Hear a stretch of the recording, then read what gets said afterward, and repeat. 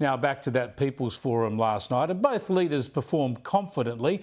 Peter Dutton outperformed Albanese on facts and substance, but there was no knockout blow. I thought Dutton really cut through and got to the core of the election when he talked about how many in the audience were doing it tough. Can I just get a show of hands? Who's doing it pretty tough? Who's finding it hard to get by at the moment, the way the economy is, cost of living pressures and so on? Firstly, I think that was a very confronting scene, if I might say, from where we're standing, to see the number of hands raised then of people who are working hard, people who have done everything they can in their own budgets to cut back on expenses and just to try and make things balanced at the end of each week or the end of each fortnight or month. And Peter Dutton also instinctively teased out how Albanese's glib line about people only needing their Medicare card under Labor was actually nonsense.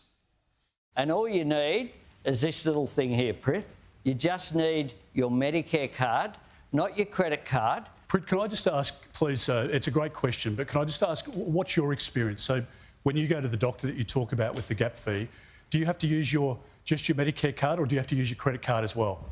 To use both, because bulk billing doesn't cover the full charge, so I have to pay $70 or $80 extra. Yeah. See, I hear that. Thank you very much, and I appreciate it, because yours is the story of literally hundreds of thousands, millions of Australians as well. And I've heard the Prime Minister run this stunt before with the only need your Medicare card. It's not true. The opposition leader also called out Labor's lies about funding cuts and debt numbers, which was important to do even if it led to just more political squabbling. And Dutton strongly made out his case on energy. If the renewables are so much cheaper, as the Prime Minister keeps telling you, why has he broken his promise of a $275 a year cut to your electricity bill, when in actual fact it's gone up by $1,300 under this government, and families are struggling to pay their bills? And the difference between the two policies is that our policy is 44% cheaper, and in the interim, we increase the supply of gas into the market because gas helps create electricity.